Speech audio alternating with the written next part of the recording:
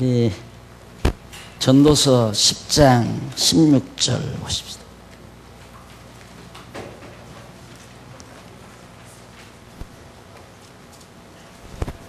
전도서 10장 16절 바른 성경 읽겠습니다.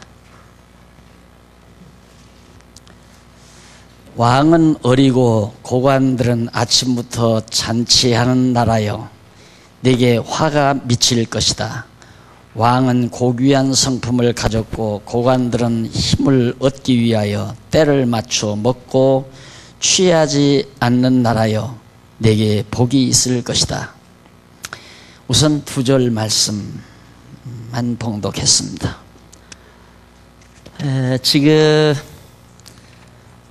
항상 말씀을 상고할 때 줄기를 놓치지 말라는 당부를 늘 빼놓지 않고 하고 싶은 것이 제 심정입니다.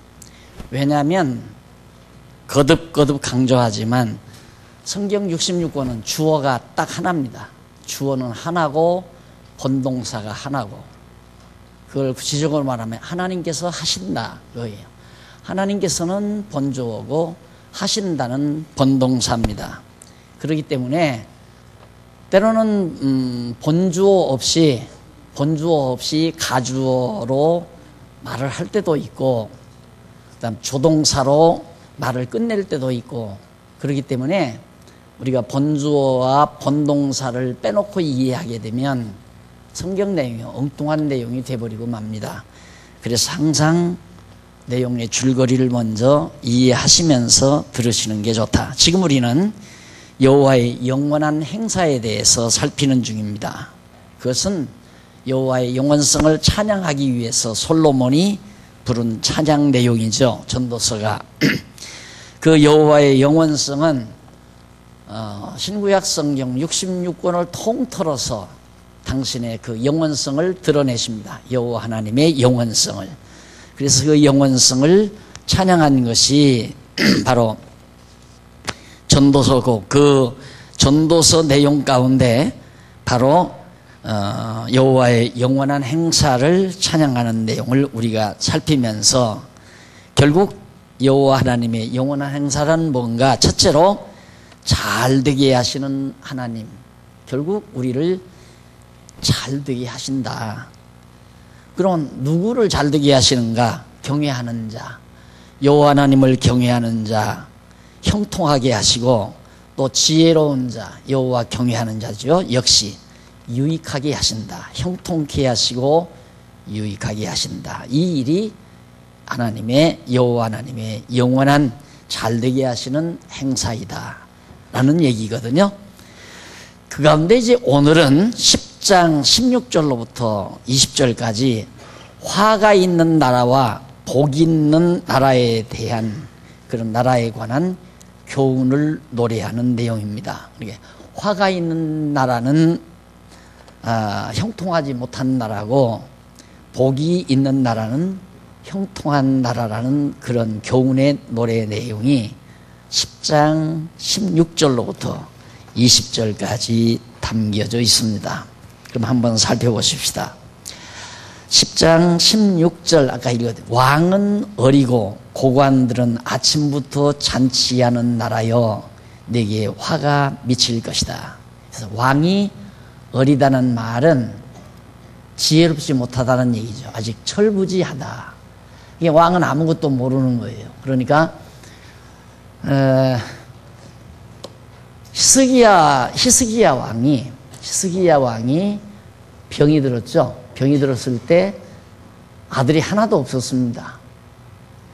그래서 이제 히스기야가 하나님 앞에 기도하니까 하나님께서 히스기야의 병을 고쳐주시죠.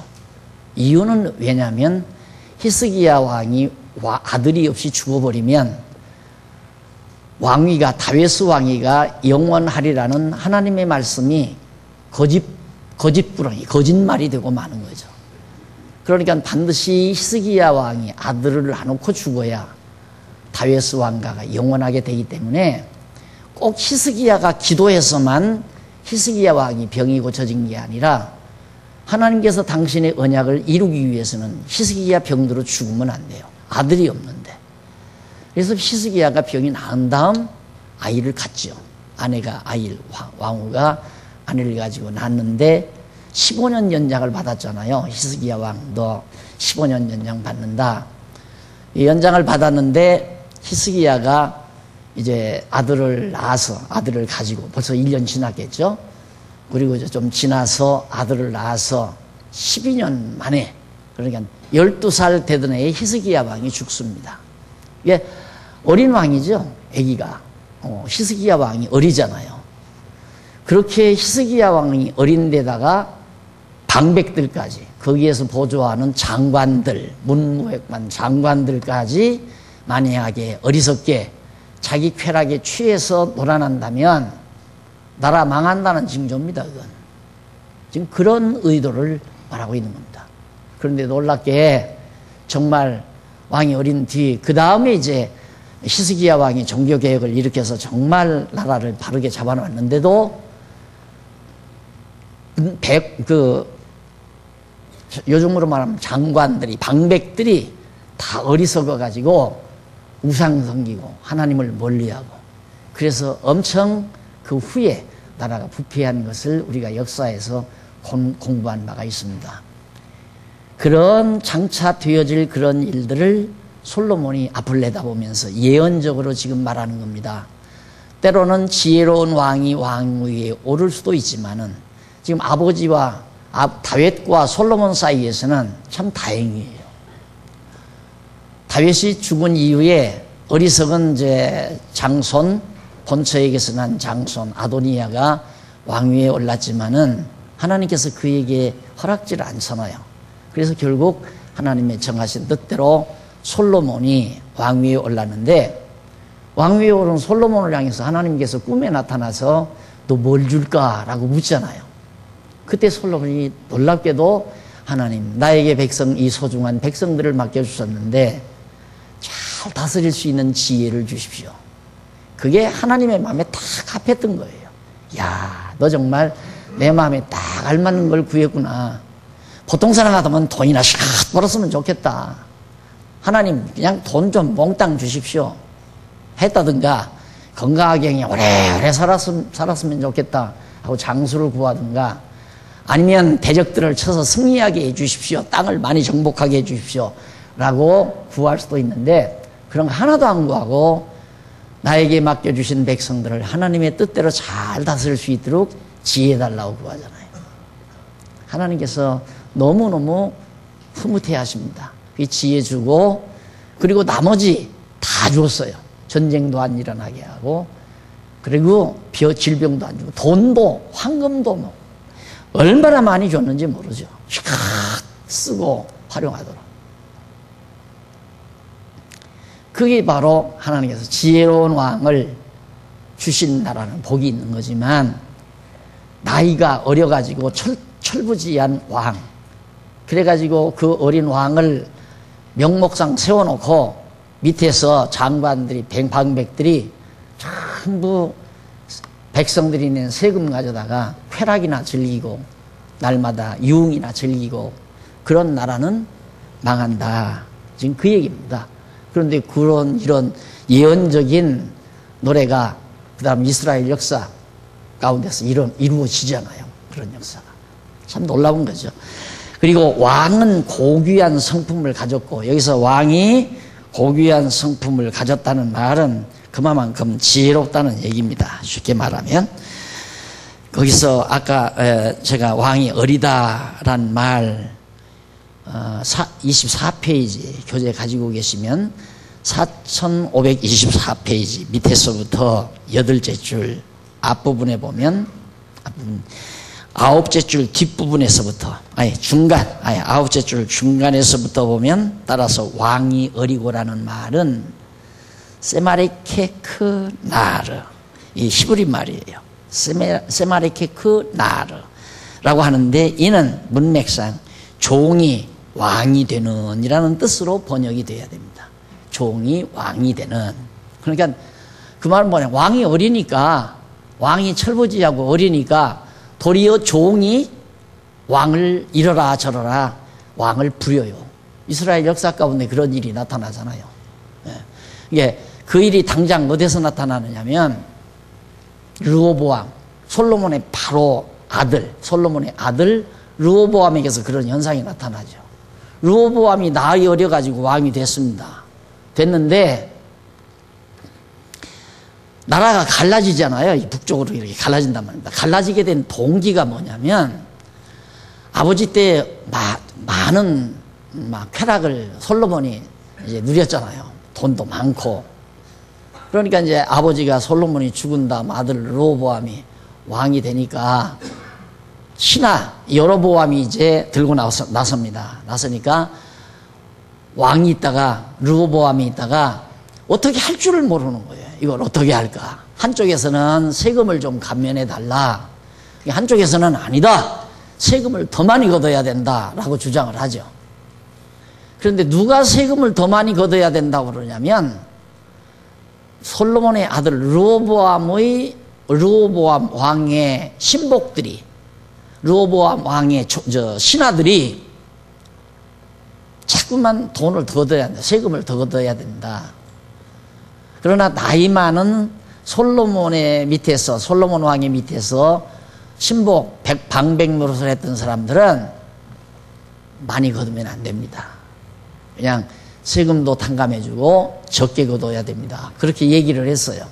르호보암이 자기도 나이가 어리니까 세금 덜 걷는 것보다 많이 걷어서 많이 썼으면 좋겠는데 그래서 이제 젊은 자기가 선택한 방백들을 들어오라고 그랬어요. 그 젊은 방백들이 또 들어오니까 야 너희 생각은 어떠냐? 세금을 더 걷어야 되느냐? 세금을 줄여줘야 되느냐? 그러니까 르호보암이 택한 젊은 방백들이 당신 아버지가 이거라면 당신은 이겁니다. 더 많이 걷어야 됩니다. 그게 바로 지금 어린 르호보암 왕이 방백들의 말을 듣는 거예요. 종노릇 하는 거예요. 그래가지고 세금을 많이 걷었잖아요.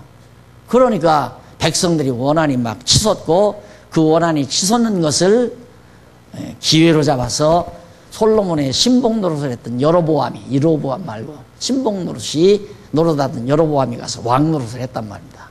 그러니까 종이 왕 노릇한다 이 말이에요. 종이 왕 노릇한다. 솔로몬 왕이 종이 왕 노릇하잖아요. 왜?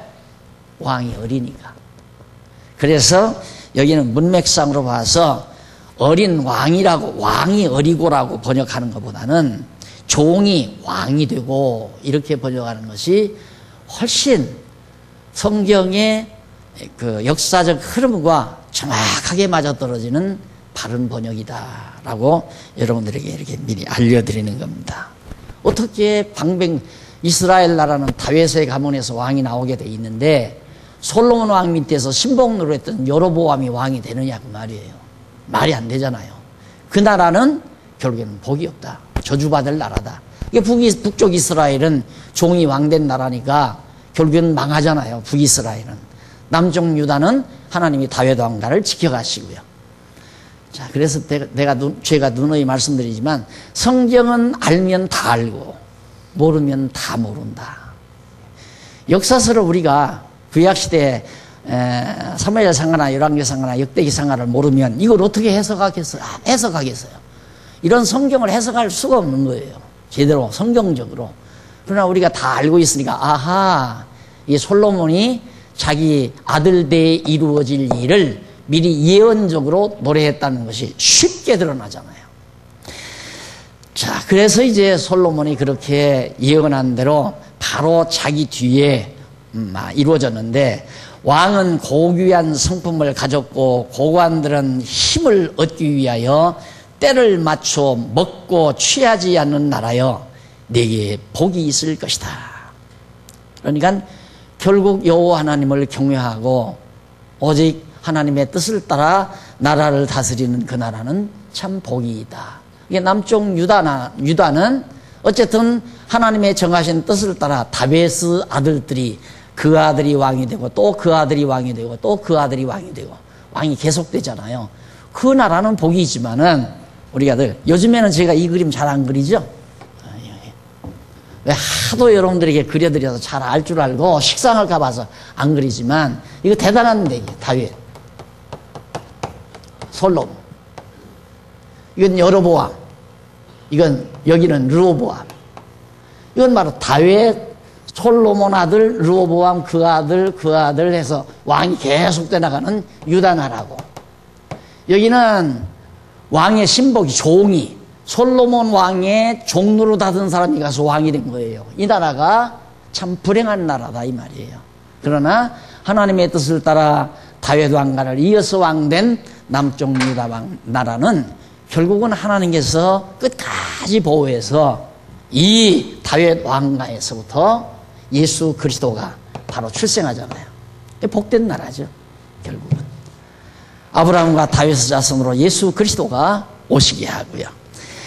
자, 그 다음 이제 자, 여기서 우리가 이런 강의를 듣고 보면 참 쓸데없이 고민하고 괴로워하고 막 속상해하고 이게 얼마나 미련한 짓입니까?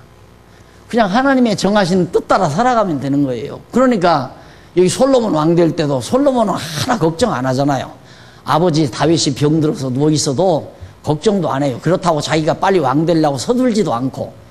그런데 바보 같은 다윗의 본처에게서 난 아도나이는 지가 먼저 서둘러서 패거리 데리고 가서 만세 불러버리잖아요. 그래도 망하잖아요. 망할 것이 망하는 거고 흥할 게 흥하는 겁니다. 그래서 빨리 간다고 해서 먼저 도착하는 것도 아니고 늦게 간다고 해서 나중 도착하는 것도 아니다. 하나님의 정하신 뜻대로 된다 그 말이에요.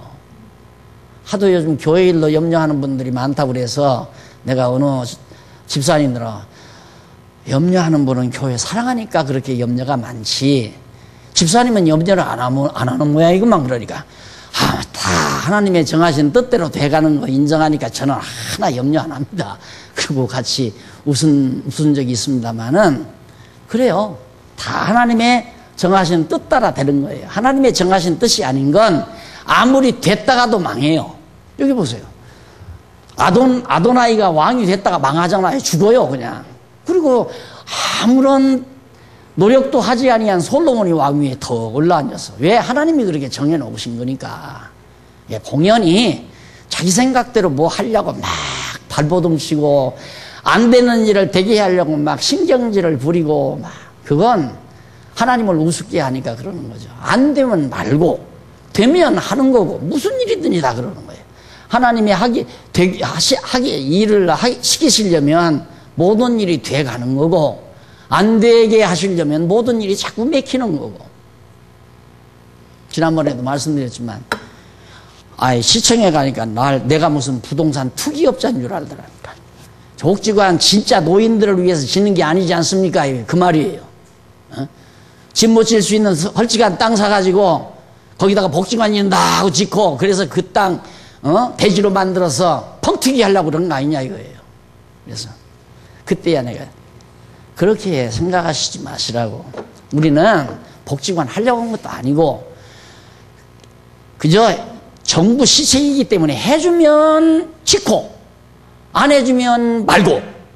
그래서 좀 신청한 거 지금 4년 만에 나온 거요.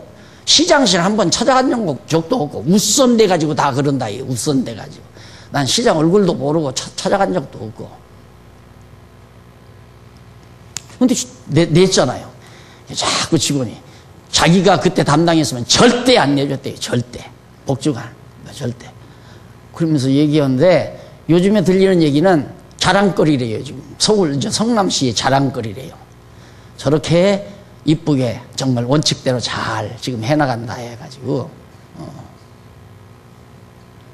하나님이 정하신 일이니까 되는 거예요. 돈 한 푼이나 있었어요? 우리 돈 한 푼이나 있었냐고요? 근데 되잖아요. 하나님이 일 시키려고 하는 건 되는 거고 안 되게 하시는 건 하지 말라는 거고.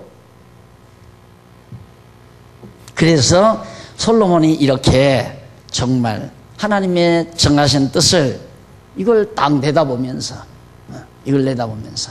종이 왕된 나라는 참 불쌍한 나라고 정말 하나님의 뜻을 따라 어질고 정말 지혜롭게 나라를 다스리는 그 나라는 복이 있는 나라다. 남쪽 유다는 복이 있는 나라다. 그 말입니다. 그 다음 18절로 19절에 보면 게으르면 석가래가 내려앉고 손이 한가하면 지붕이 샌다. 잔치는 기뻐하기 위한 것이며 포도주는 인생을 즐겁게 하나 돈은 만사를 해결한다. 너는 내 마음속으로라도 왕을 저주하지 말고 내 침실에서라도 부자를 저주하지 마라. 이는 공중의 새가 그 소리를 옮기고 날짐승이 그 말을 전할 것이기 때문이다 라고 노래합니다. 자, 18절로 19절 우선 한번 보십시다. 25페이지 중간에 보시면 18절로 19절 나오죠. 솔로몬이 화가 있는 나라 왕의 태만함과 부패한 생활에 대하여 노래합니다. 그러니까 화가 있는 나라 북쪽 이스라엘의 그 나라들, 북쪽 이스라엘의 왕의 게으름, 태만함, 그리고 부패한 생활. 원래 쾌락은 태만과 잘 조화를 이룹니다. 게으르고 나태한 사람은 쾌락밖에 안 즐깁니다. 그러니까 보세요. 젊은 사람도 낮잠 많이 자는, 낮잠이나 자꾸 자는 젊은이들은 밤에 춤추러 다니는 거예요. 춤추러. 술 먹고 춤추러 다니는 젊은이들이 낮에 와서 낮잠 푹푹 자고 그러는 거예요. 대학 강당에서도 강의 시간에 끄덕끄덕 조는 친구들, 그건 밤에 나이트클럽에 가서 맥주 마시고 춤추고 그런 친구들이란 말입니다. 혹시 교회도 그런지 모르죠. 와서 끄덕끄덕 조는 사람은 어젯밤에 춤추고 다니는지도 모르죠. 그래서 게으름과 쾌락은 같은 형제간이에요. 형제간. 근데 그게 이제 북이스라엘 왕들이 하는 짓이랍니다. 막 쾌락을 즐기고. 그래서 게으름으로 석가래가 퇴락한다. 손이 풀어짐으로 집이 샌다고 그렇게 노래했는데, 왕이 게으름으로 나라가 쇠퇴해서 무너진다는 뜻으로 노래한 거죠. 그러니까 당연히 왕이 그렇게 게으르고 쾌락이나 즐기면 그런 나라 망하는 거죠. 나라. 그러면서 솔로몬은 화가 있는 나라 왕의 부패한 생활에 대해서 노래합니다.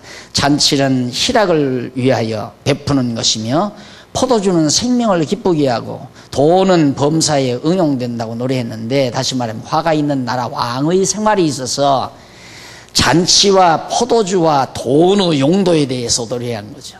잔치, 포도주, 돈, 이거 다 연결되는 거예요. 쾌락 즐기는 데 있어서는 잔치도 해야 되고, 그 다음 포도주도 있어야 되고, 돈도 있어야 되고.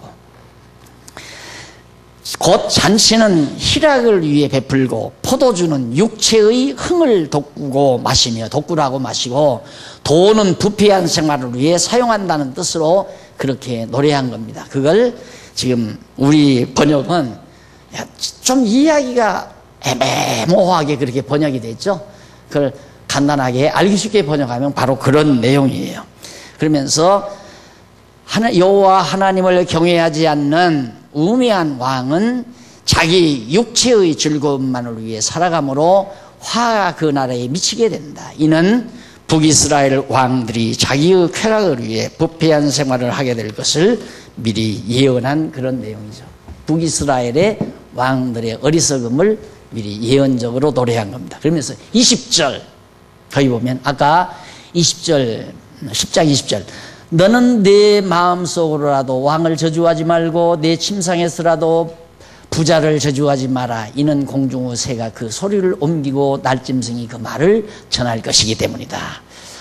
이게 다 갑자기 또 그러니까 토막토막 마치 명심보감 같이 뭐 한마디 딱 교훈삼아하고 좋은 말, 그리고 또 한마디 좋은 말하고, 대부분 주석학자들이 이걸 그렇게, 특히 전도서, 잠언서, 시편 이런 걸 다 그런 방법으로 토막토막 그런 명언들을 이렇게 수집해서 모아놓은 거. 시집도 그러잖아요. 시집 같은 것도 보면 아름다운 시들을 여러 개 모아서 이제 집필해가지고 그렇게 내는 시집이 있지 않습니까? 그런 것처럼 시편도 그렇고 잠언이나 전도서도 그렇게 생각하는 거죠. 우리는 그게 아니잖아요. 맥이 있잖아요. 흐름에 맥이 있어요. 전체 시편도 있고 잠언도 있고 전도서도 있고. 그러니까 여기 지금 20절도 엉뚱한 얘기가 아니에요. 그 뭔 얘기인가? 20절 거기 나오죠. 거기 26페이지 4526페이지 위에 세 번째 절. 솔로몬이 부패한 왕을 저주하지 말라고 하면서 그 이유에 대해서 노래하는 내용인데, 솔로몬은 심중에라도 왕을 저주하지 말며 침방에서라도 부자를 저주하지 말라고 하면서 공중새가 그 소리를 전하고 날짐승이 그 일을 전파할 것이기 때문이라고 노래했습니다. 여기서 부자는 부패한 왕에 대한 또 다른 표현입니다. 부자, 북쪽 이스라엘 왕, 전부 백성들을 다 끌고 갔잖아요. 12지파 가운데 10지파 반을 다 데리고 갔으니까 전부 다. 그렇게 된 북쪽 이스라엘 왕의 부패한 왕에 대한 표현이고, 또 왕과 부자는 동일 인물로서 저주하지 말라는 것을 강조하기 위해 시적으로 그렇게 반복해서 사용하는 것입니다. 이게 부자와 왕은 같은 맥락이에요. 왜 그러냐면 왕이 백성들을 다 데리고 갔으니까, 그것도 강한 집안은, 그리고 이 백성들로부터 많은 세금을 거둬들여서 온갖 쾌락을 즐기는 자들이기 때문에 부자로 묘사한 겁니다. 이게 왕과 부자를 같은 인물로 소개하면서 노래한 건데, 거기 보면 솔로몬은 비록 아무리 부패한 왕이라 할지라도 마음속으로 아내와 단 둘이 있는 잠자리에서라도 저주하지 말아라. 단둘이 있는데 왕을 저주한다면 그건 어리석은 거죠. 말라고 노래했는데, 그 이유에 대해서는 공중의 새가 다 듣는다. 그리고 역시 날짐승이 그 일을 다 전파한다, 알린다 이 말이에요. 그러니까 정말 그 반말은 쥐가 듣고, 반말은 쥐가 듣고, 아니, 낱말은 새가 듣고 반말은 쥐가 듣는다 있죠. 그런 격언이나 비슷한 내용이에요. 다 아무리 비밀리에 말했다 할지라도 다 알려지니까 저런 포악한 왕에게 얻어 걸렸다가는 끝난다 이 말이에요. 잡아다가 권장을 치거나 감옥에 가두거나 죽이거나 할 거 아닙니까? 자기 일에 반대하니까, 자기 쾌락을 누리는 것을 반대하니까. 그러니까 뭐니 해도 무슨 이유에든지 백성을 억누르거나 억압하거나 강요하는 건 폭군이에요. 백성을. 그 예수님 보세요. 한 번도 제자들을 뭐 폭력으로 다스리거나 막 그냥 강압적으로 다스리거나 억지로 하게 하거나 그런 거 없잖아요. 그러니까 군왕이, 나라 왕이 백성들을 강압적으로 다스리는 것은 폭군이란 말입니다. 근데 바로 그런 왕에게 함부로 비방했다가는 정말 불쌍한 결과를 가져오니까 그러지 말라. 공중의 새가 다 알려주게 된다. 그런 뜻으로 20절까지 소개한 내용이 거기 나옵니다. 그럼 여기까지 일단 한번 정리하고 넘어가야죠. 자, 어디 보시면 되느냐면 27페이지, 4527페이지 중간에서 약간 내리면 한 줄 뗀 곳 나옵니다. 여기서는 지금까지 앞에서 살펴본 내용을 종합적으로 간략하게 총정리하여 다음에 계속될 내용과 논리적인 연결을 꾀하려 한다. 그러니까 그 내용의 흐름을 이어주려고 한다. 내용의 흐름을 놓치면 안 되니까. 여러분 지금 여기 공부하지만 창세기부터 공부한 내용의 흐름을 놓치고 이거 들으면 참 와요.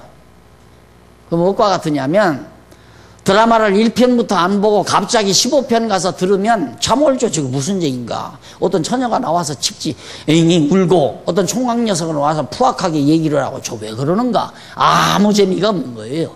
1회부터 나온 그 이야기 줄거리를 알고 그 부분을 보면 야, 저 아가씨 참 불쌍하게 됐구나. 저놈 참 나쁜 놈이네. 이러면서 이제 우리가 드라마 감상하듯이 성경도 딱 마찬가지예요. 앞에 창세기부터 흐르는 그 논리적인 흐름을 놓치면 안 되니까 이걸 일단 친절하게 여러분들에게 이어드리고 가려고 한다. 그럼 지금까지 살핀 게 전도서 8장부터 10장까지 공부했잖아요. 앞에서. 근데 8장부터 10장까지가 이 주보에 보시면 나와 있죠. 8장부터 10장까지가 잘 되게 하시는 하나님입니다. 잘 되게 하시는 하나님. 그리고 8장부터 12장까지가 영원한 행사죠. 영원한 행사 중에 잘 되게 하시는 일을 우리가 공부한 거예요.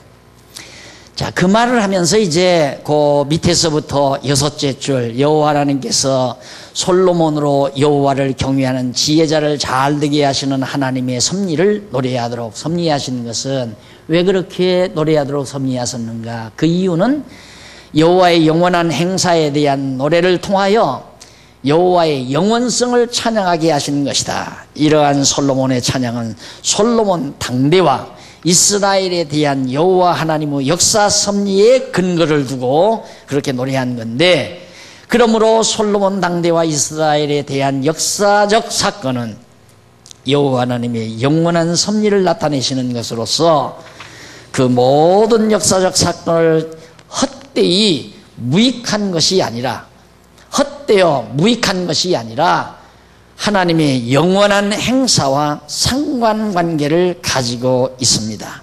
그렇던 여호와 경외하는 지혜자를 잘 되게 하시는 하나님의 섭리 역시 장차 오실 하나님의 지혜자이신 메시아로 잘 되게 하실 섭리와 상관관계를 가지도록 하고 있는 것입니다. 자, 그래서 하나님은 그렇게 언약하시고 언약대로 이루심으로 여호와를 경외케 하시려는 데 있다 하는 거고요. 그 다음에 이제 밑에 심판하시는 하나님 나오죠. 그 위에 조금만 더 보십시다. 그 위쪽으로 심판하시는 하나님 제목 위로 세 번째 줄 중간 조금 못 미쳐서 보시면 이러한 목적에 따라 모든 일을 잘 되게 하시는 하나님을 노래하도록 섭리하시고, 이어서 심판하시는 하나님을 노래하도록 섭리하신다.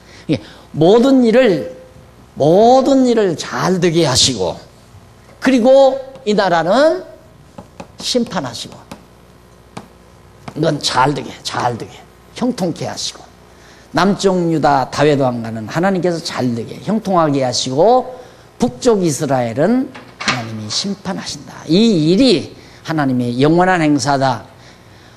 우리가 시간 세계에서 역사적으로 이루지만 저게 헛된 일이 아니다 이 말이에요. 그러니까 하나님을 모르면 다 헛된 일이죠. 이거 다 헛된 일. 그러니까 그 중광로승인가요? 그 막 그냥 누더기 입고 그림 그리던 사람 왕이 중 있죠. 그냥 내가 존경하니까 스님이라고 하십시다. 존경하는 스님 중에 하나예요. 왜 존경하는가? 인생을 제대로 깨달은 분이라. 그분 한마디가 공연이 왔다 가네 그러더라고요. 공연이 왔다 가네. 인생을 제대로 안 사람이에요. 하나님 모르면 다 헛되고 헛된 거예요. 여호와 하나님 모르고 살아보니까 암만 도통할 줄 알고 불도를 통해서 해봐도 아무것도 아니거든요. 그러니까 그분은 그런 사상 밑에서 아무것도 아니구나. 이거 인생이라는 게 공연이 왔다가 가네. 내가 그렇게 살기 때문에 마지막 그림 그릴 때 어떻게 그려요? 아무렇게나 그려요. 막 아무렇게나. 그런데 그게 명화야. 나는 그거 명화로 인정해요. 왜? 그 사람의 사상이 잘 표현되어 있으니까. 페인트통을 갖다가 쏟아놓고 막 발로 문지르고 돌아다녀요. 그 명화야. 대단한 명화. 그거 아마 몇백 년 지나면 매덕 나갈 거려? 그런 그림들. 얼마나 솔직합니까? 공연이 왔다 갔다. 맞아요. 여호와 하나님 여호와 모르면 망상하다 헛된 거예요. 그런데 알고 보니까 저런 역사가 나라가 갈라지고 북이스라엘이 이렇게 형편없는 노릇을 하고 아수르에 의해서 방하고 남쪽 유다가 어려움 속에도 이어지면서 이렇게 바벨론의 포로 갔다가 나오고 마지막 다윗 왕가에서 예수님이 출생하고 이게 다 하나님의 영원한 행사를 그렇게 해 가시는구나. 여호와 하나님 알고 보니까 이 세상에 헛된 일이 하나도 없잖아요. 다 유용한 일이에요. 다 필요한 일이고 값진 일이고, 나라가 갈라진 것도 값진 일이에요. 이거 안 갈라졌으면 우리가 하나님이 어떤 분인지 알 수가 없잖아요. 그래서 지금 솔로몬이 이렇게 결국은 잘 되게 하시는 여호와 하나님은 아까 8장에서 10장까지인가요? 네, 8장에서 10장까지 이 얘기를 노래를 했고요. 그 다음 이제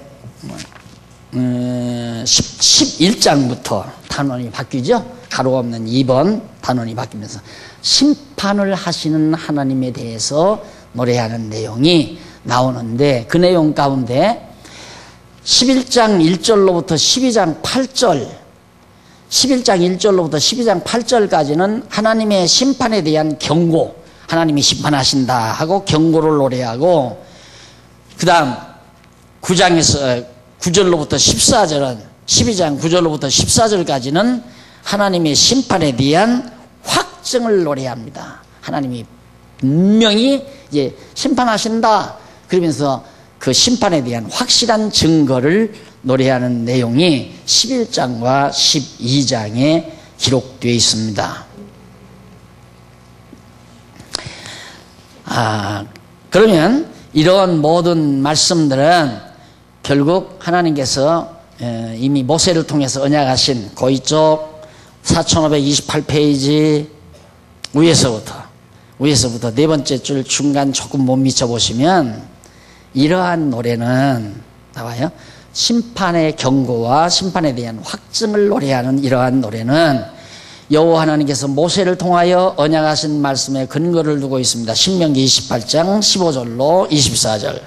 하나님을 경외하지 아니하는 자를 심판하시는 하나님의 섭리는 여호와 하나님께서 창세 전에 작정하신 영원한 뜻에 따라 여호와를 경외하는 자와 경외하지 아니하는 자를 심판하시는 그런 내용이다. 그러니까 모세를 통해서 말씀하신 대로 그대로 언약을 이루시는 내용이다.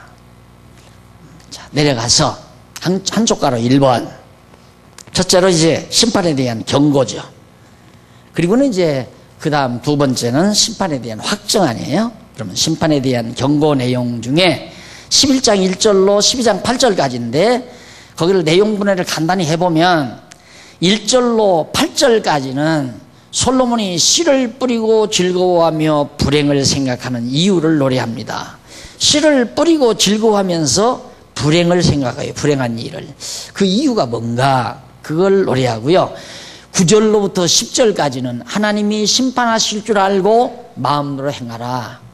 너희들 인생들아, 너희들 너 마음대로 살고 싶지? 그러나 한 가지 꼭 명심할 것은 너 마음대로 너 뜻대로 행하면 하나님의 심판이 있다는 것만은 알고 행해라 하고 그렇게 노래하는 내용이고요. 그 다음 이제 12장 1절로 8절은 늙음과 재앙과 죽음 전에 창조자를 기억해라. 늙기 전에, 또 재앙이 임하기 전에, 늙기 전에, 늙어서 죽으면 끝나니까. 그러니까 늙기 전에 창조자 기억하고, 재앙이 와서 온통, 예를 들어서 전쟁이 일어나 천지재변이 일어나서 우리가 다 한꺼번에 죽어버리면 여호와 믿을 수 없죠. 경외할 수 없잖아요. 그리고 이제 죽기 전에, 죽은 다음엔 안 되니까 죽기 전에 여호와 하나님 기억해라 라고 솔로몬이 노래하는 내용입니다. 자, 그러면 넘어가서 11장 1절로 8절 한번 본문 읽어볼까요? 너는 네 양식을 물 위에 던져라. 그러면 여러 날 뒤에 네가 그것을 도로 찾을 것이다. 너는 네 양식을 물 위에다가 던져라. 그러면 여러 날 뒤에 네가 그것을 도로 찾는다. 물 위에다가 던졌는데, 양식 던졌는데 다시 여러 날 뒤에 도로 찾는다. 우선 그게 무슨 얘기인가 한번 보실까요? 자, 이쪽 30페이지 그 본문 밑으로 세 번째 줄 보면 1절로 4절 나와요. 거기 보면 1절로 4절 솔로몬이 소망을 가지고 곡식을 계속해서 뿌리라며 그 이유에 대해서 노래합니다. 솔로몬은 네 식물을 물 위에 던지라고 하면서 여러 날 후에 도로 찾으리라고 노래합니다. 이는 곡식을 수분이 많은 물가에 뿌려야 하는 까닭은 여러 날 후에 수확할 수 있기 때문이라는 뜻으로 노래한 거예요. 그러니까 번역을 내가 지금 말한 대로 그런 의미로 번역을 했어야 우리가 아주 쉽게 이해를 하는데, 물가에 던져라 그러면 여러 날 후에 도로 찾는다 이렇게 해놓으니까 참 어렵잖아요. 이런 것 때문에 제 미간에 이렇게 더 깊어져요. 안 풀리면 막 하룻밤도 좋고 이틀밤도 좋고 하고 연구를 하잖아요. 사전 찾고 원어 분석을 해보고 그러느라고. 이렇게 쉬운 말을 씨를 수분이 있는 그런 물가에다 다 뿌려야 싹이 나고 무성하게 자라서 열매로 맺어가지고 더 많은 곡식을 거둬들인다는 얘기, 아주 자연스러운 얘기거든요. 그런데 그냥 글자를 그냥 되는 대로 이렇게 해서 번역을 해놓으니까 너무너무 이해하기가 어렵고 성도들이 알기가 매우 힘들고 그런 게 너무 많죠. 그리고 7에게나 8에게 나누어 주라고 하면서 무슨 재앙이 땅에 임할는지 내가 알지 못하기 때문이라고 노래했습니다. 이는 7번에서 8번까지 씨앗을 나누어 뿌려야 하는 까닭. 왜 7번이나 8번 거듭거듭 그렇게 뿌려야 하나? 7번은 완벽한 수를 말해요. 계속해서 완벽하게 씨를 뿌려라. 그 까닭은 어떤 재앙이 땅에 임할지 알 수 없기 때문에 그렇게 뿌려야 된다. 그러니까 7번이고 8번이고 계속 뿌려야, 예를 들면 지진이 일어나서 땅이 갈라지면 그 뿌린 씨는 헛것아니에요. 화살이 터져서 또 다 무효가 될 수도 있고, 장마가 져서 물속에 폭 빠지는 것도 있고, 무슨 재난이 우리에게 임할지는 모르기 때문에 부지런히 계속해서 씨앗을 뿌려라, 이제 그런 얘기죠. 그러면서 그리고 구름에 비가 가득하면 땅에 쏟아지며 나무가 나무로나 북으로나 쓰러지면 그 쓰러진 곳에 그냥 있을 것이라고 노래합니다. 갑자기 이게 왜 나무 얘기가 나오고 씨앗 얘기가 나오는가 계속해서 공부해. 네. 네. 그러니까 나눠주라는 얘기가 그게 나눠주라는 얘기가 아니라 땅에다가 뿌리라 그 말이에요. 그걸 나눠주라고 그렇게 번역을 한 것이다. 이 번역을 그렇게 하니까 우리가 어렵다 그 말이에요. 이해하기가. 여지껏 말씀하시니까 또 자꾸만.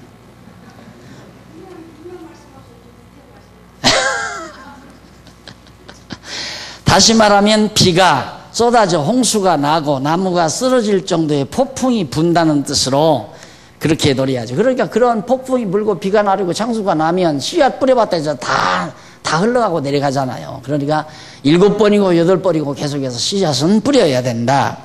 그러면서 풍세를 살펴보는 자는 파종하지 아니할 것이며 구름을 바라보는 자는 거두지 아니한다고 노래했습니다. 이게 지혜죠. 딱 보아서 장마가 들어서 폭풍우가 막 쏟아질 것 같으면 씨앗 안 뿌리잖아요. 그게 다 지나간 다음 땅이 어느 정도 씨앗을 잘 받아들일 때 돼야 이 씨앗을 뿌리죠. 이런 일이 언제가 제일 많으냐면 가을에 채소 갈 때, 그때 이렇게 풍세, 그런 일기예보를 잘 듣고 한 4, 5일 동안 비가 안 온다, 비가 막 차분하게 내린 다음 땅이 촉촉할 때, 그때 이제 씨앗을 뿌려서 한 4, 5일 동안 비가 안 오면 아주 파랗게 올라오죠, 씨앗들이. 그런데 씨 뿌려라 하는데 그날 밤에 그냥 소낙비가 왔다. 다시 갈아엎고 다시 심어야 돼요. 이제 그런 얘기예요. 일반적인 얘기를 지금 노래하는 건데, 구름을 살펴 비가 올 듯 싶으면 곡식을 거두지 아니한다는 뜻으로 노래했습니다. 그러니까 요즘에는 이제 보리 농사는 잘 안 하죠. 벼농사도 그래요. 벼농사도 벼가 많이 익었습니다. 익었는데 비가 한 3, 4일 쏟아진다. 예를 들어 50mm, 100mm 있는다. 그런데 오늘 날 좋다고 낯들고 논에 가는 사람은 농사꾼이 아니에요. 보리도 마찬가지입니다. 보리 베는 것도 앞으로 계속해서 장맛비가 한 4, 5일 쏟아진다고 그러는데 낯들고 들어가서 보리를 벤다? 다 싹 나버리고 말아요. 벼도 마찬가지입니다. 그러니까 그렇게 하는 게 지혜다, 이런 얘기죠. 그래서 결국 솔로몬은 수확하기 위하여 씨앗을 뿌려야 하는데 홍수나 폭풍과 같은 재앙이 올지 모르기 때문에 여러 번 나누어 7번이나 8번 여러 번 나누어 계속해서 뿌려야 한다는 뜻으로 노래했습니다. 이제 계속 이어보니까 이해가 가죠. 예. 그렇게 되니까 문맥이 전 문맥이 이어지잖아요. 안 그러면 왜 이런 얘기를 하나 모르죠. 그런데 결국 솔로몬은 하나님이 심판날에 이게 왜 이런 말씀을 하시는가? 이렇게 노래했는가? 그 이유는 요컨대 결국 솔로몬은 하나님의 심판날에 재앙이 임하면 아무것도 할 수 없으므로 열심히 노력하여 살아가라는 것을 노래하고 있습니다. 하나님이 심판하면 아무것도 못해요. 그러니까 앞에서도 그랬죠.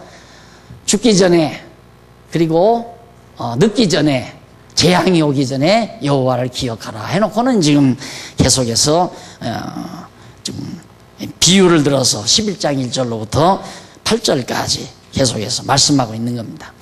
자, 5절로 6절을 보면 솔로몬이 손을 거두지 말고 씨를 부지런히 뿌리라면서 그 이유에 대해서 여기 이유에 대해서 지금 노래한 거죠. 한번 10장 5절 한번 보십시다. 네? 11장 죄송합니다. 11장 5절 바람의 길이 어떠한지 바람이 어디로 어떻게 길 정해서 가는지 임신한 여자의 태 속에서 뼈들이 어떻게 자라는지 네가 알지 못하는 것과 같이 만물을 지으신 하나님의 일들을 네가 알지 못한다. 하나님이 어떻게 일일지 아무도 모르죠. 그걸 비유하기를 바람이 어디로 가는지도 아느냐 모르는 거. 그리고 태중에 엄마 태중에 여인의 태중에 임신한 여자의 태 속에서 아기의 뼈가 어떻게 자라는지 아무도 모르는 것처럼 하나님이 하시는 일을 누구도 모른다. 너는 아침에 씨를 뿌리고 저녁 때까지 내 손을 쉬지 마라. 이것이 잘 될지 저것이 잘 될지 혹은 둘 다 잘 될지 알 수 없기 때문이다. 우리 권사님들이 저기 공사 아직 다 하지도 않았는데 여러분 상추 뜯다가 점심 잘 드시라고 노인 어른들이 허리가 구부러졌는데도 씨앗을 다 뿌려놨어요. 상추 씨앗을 잘 뿌려서 뾰족뾰족 나는데 저거 옹벽 공사를 하는데 할 수 없이 다 파헤쳐야 되잖아요. 할 수 없이 그걸. 그러니까 그 옹벽 공사할 때 그걸 파헤칠지 모르고 씨를 뿌렸기 때문에 그렇게 다 파헤쳐서 여러분 상추 지금 못 잡수잖아요. 우리 인간이 다 그렇다 이 말이에요. 하나님이 언제 어떻게 행하실지 모르니까 우리는 그냥 열심히 사는 것뿐이다. 씨앗 뿌려서 그것이 떠내려갈지 그것이 뭐 병이 나서 다 죽어버릴지 새들이 와서 쪼아먹을지 모르지만 그래도 우리는 하나님이 우리에게 씨앗을 뿌릴 수 있는 터전 줬으니까 씨앗을 열심히 뿌릴 수밖에 없지 않느냐 그런 뜻이에요. 그러면서 바람의 방향이나 태아의 뼈의 자람을 모르는 것처럼 창세전에 작정하신 하나님의 뜻을 따라 섭리하시는 하나님의 일을 우리는 아무도 모른다는 뜻입니다. 이는 솔로몬이 하나님께서 섭리하시는 피조물에 대한 인간의 무식함을 노래하죠. 인간은 안다 아니다. 하나님의 뜻을 누가 알아요? 그래서 오늘 아침 아이들이 그래요. 우리 교회 학교 아이들이 다 주 엄마가 와서 무슨 얘기를 하니까 우리 교회 학교 아이들이 다 상당히 똑똑한 아이들이 많다 이거예요. 어디 가도 그래도 뒤지지 않고 그래도 다 선배들에게 사랑도 받고 상사들에게 군대를 가도 상사들에게 인정도 받고 그런 애들이 많다는 거죠. 당연하죠. 뭐가 달라도 다른 겁니다. 여러분 이번에 4대1로 졌죠? 어디하고 해서 한번 자책골 먹고 나니까 완전히 그냥 맥 풀린 거예요. 그럴 때도 맥 풀리지 말고 아유 하나님이 이기게 하시면 이기지 하고 맥 풀리지 말고 찼으면 4대1까지 안 가요. 동점골이나 안 그러면 역전승 했지. 우리 애들이 넉넉하게 살잖아요. 솔직히 학교에서 성적이 떨어진다고 해서 기죽거나 뭐 선생님한테 내가 늘 그 생각을 해요. 제가 큰아이 낳았을 때 미아리 무슨 교회인가 거기에서 전도사로 있어서 교육전도사로 큰아이를 낳아서 이제 데리고 가면 그 선생님들이 한참 처녀들 총각들 선생님들이 나한테 물어요. 전사님은 얘를 어떤 애로 기르고 싶냐고. 그래서 나는 다른 것도 그만두고 학교 가서 선생님이 공부 못한다고 알밤 주면 딱 알밤 준 선생님 바라보면서 미소 짓는 아이로 기르고 싶다고. 알밤 먹고 기죽거나 그러지 않고 뭐 그렇게 공부가 대단합니까 하고 미소 짓는 아이로 기르고 싶다는 얘기죠. 우리 아이들이 다 그렇게 커요. 우리 교회 학교 아이들이 그렇게 큰단 말입니다. 두고 보세요, 이제. 나는 그거 확신해요. 저기 유대인 계속해서 이제 이스라엘에서 지금 뭐 가끔 연락도 오고 보고도 하고 그러는데, 유대인들은 아이들에게 공부 잘하라 명령을 안 한대요. 내가 명령 절대 하지 말라고 해요. 나는 유대인 교육 방법을 배워서가 아니라 성경을 깨닫고 보니까 명령하면 안 된다니까. 이러라 저러라 하면 안 된다 이 말이에요. 그런데 자꾸 유혹을 받아요. 그러니까 제 후배 하나가 우리 교회에서 전사로 있으면서 참 답답하더래요. 목사님이 한 번만 이러라고 말을 하면 해결될 일이 참 많은데 절대 안 한다는 거예요. 마이크가 찍찍찍, 그때 마이크가 찍찍찍찍 해도 이 마이크 좀 하나 갈지요. 그러면 당장 제작교에서 돈 내서 갈아 놓을 것 같으대요. 자기가 볼 때는. 그런데 찍찍하거나 말거나 그냥 한다는 거죠. 잘 본 거죠. 그러나 나는 가끔 유혹을 받죠. 야, 이거 한마디 할까? 아니야. 다 지금 깨달아서 하는 것이 귀하지. 내가 명령해서 그걸 명령이 수행돼가지고 마이크 소리 잘 들리는 것보다는 성도님들이 깨닫고 아 이래서는 안 되겠구나 하고 차원에서 사다 놓는 것이 얼마나 아름답고 귀한 거냐. 항상 그걸 생각하는 거란 말입니다. 요즘에 아 교회 일 뭐 할 일 있습니까? 풀 뽑는 게 교회 일이죠. 그 말 시켜놓고도 내가 요즘 고민이 있어. 왜? 풀을 다 맺더라니까. 그 말 한 뒤에. 그래서 이거 내가 그 말해서 맺나 싶으니까 이 여러분들을 공연히 내가 또 억압을 했나 싶으니까 그게 이제 괴로움으로 다가오는 거예요. 그 말 하기 전에 했었으면 참 아름다웠을 텐데. 참 복잡한 사람이구나, 저 박 목사라는 사람이. 그렇죠? 복잡한 게 아니에요. 그게 멋이에요. 박용기 멋은 거기밖에 더 있어요? 솔직히. 유대인들은 명령이 없대요. 공부 잘하는 말도 없고, 그리고 계속해서 질문하고 토론하고 어린 것하고 토론한대요. 얘야, 저 풀이 왜 저렇게 꽃이 필까? 하면 애기는 제 생각대로 대답할 거 아니에요. 그럴까? 그러면서 이제 대화를 해주는 거죠. 아니 지금 뭐 유대인들이 그런다는 게 아니에요. 오늘 제가 말씀드리는 거예요. 아이들을 인격으로 존중해주고. 근데 우리는 어떻습니까? 내 자식이야? 당신이 무슨 상관이야? 내 자식인데. 에? 요즘 우리 한국 풍토가 그거 아니에요. 할머니가 손자한테 조금 뭐라고 했다가는 아버지가 아들한테, 손자한테 뭐라고 해도 아들이 대듭니다. 아버지, 내 자식입니다. 왜 때립니까? 손자한테 시어머니가 뭐라고 했다가는 며느리하고 완전히 척짓는 줄 알면 돼요. 왜? 자기 소유야. 아들을 자기 소유로 생각하는 거예요. 하나님이 한 생명을 나에게 수종들으라고, 잘 수종들어, 종노릇하면서 잘 기르라고 맡겨준 건데, 뭘로? 사랑으로. 사랑의 종노릇하면서 기르라고 맡겨준 생명이란 말입니다. 그런데 뭐 자기 말 안 들으면 두들겨 패고 발길로 차고 X새끼, X놈 막 이래가면서, 그러니 아이가 그런 얘기 들을 때마다 다 망가지죠. 뇌파가 다 망가지죠. 우리 애들 억지로 안 해도 교회 학교 잘 나오잖아요.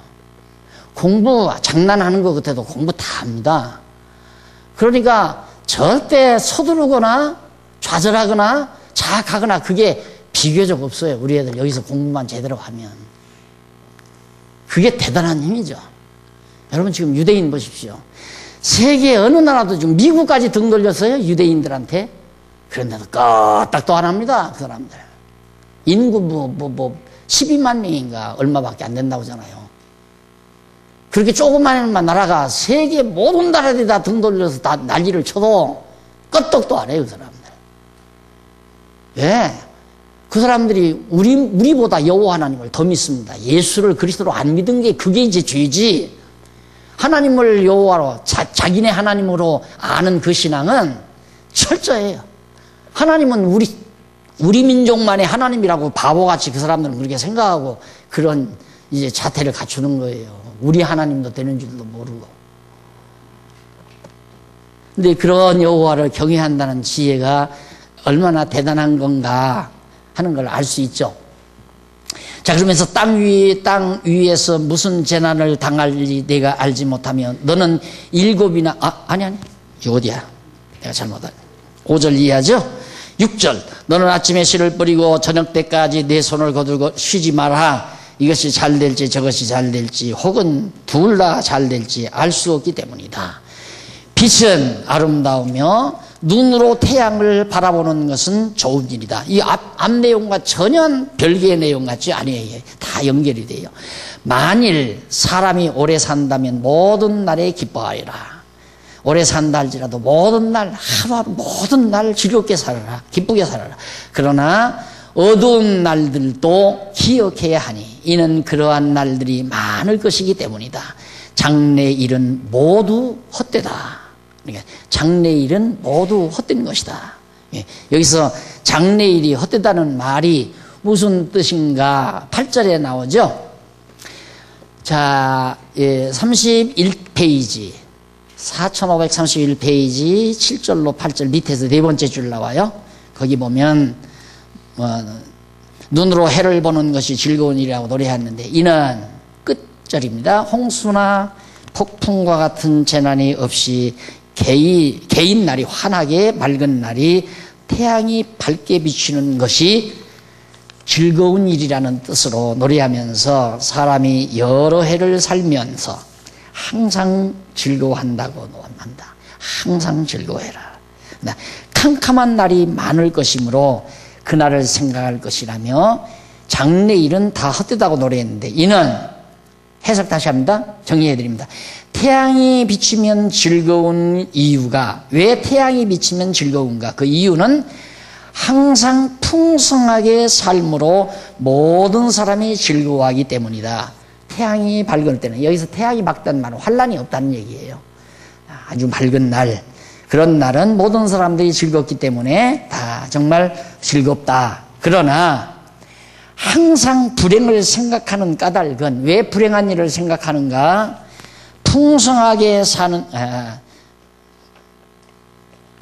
불행을 생각하는 까닭은 풍성하게 사는 것이 모두 공허함으로 다가오기 때문이다. 그러니까 이 세상에서 풍성하게 사는 것이 우리 인간을 정말 행복으로 이끌어줄 줄로 알지만 그러지 않다 이 말이에요. 그렇기 때문에 곤고한 날이 왔을 때 불행한 일이 찾아왔을 때 결국은 모두 공허함을 느끼게 된다.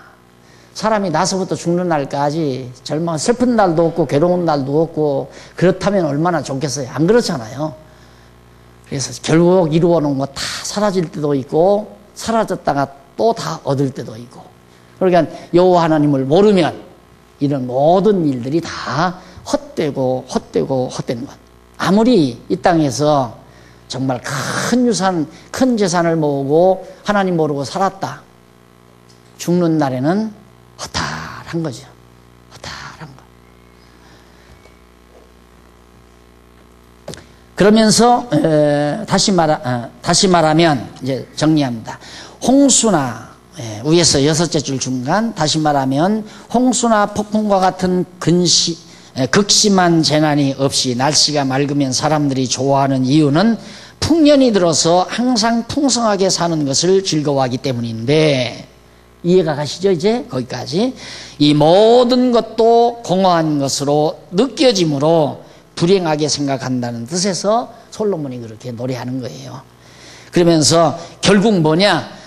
이제 총체적인 결론입니다. 솔로몬은 열심히 일해서 풍요로움 속에 즐거움을 누리며 살면서도 하나님의 심판이 있다는 사실을 생각하며 살아야 한다는 것을 깊이 노래하고 있는 거예요.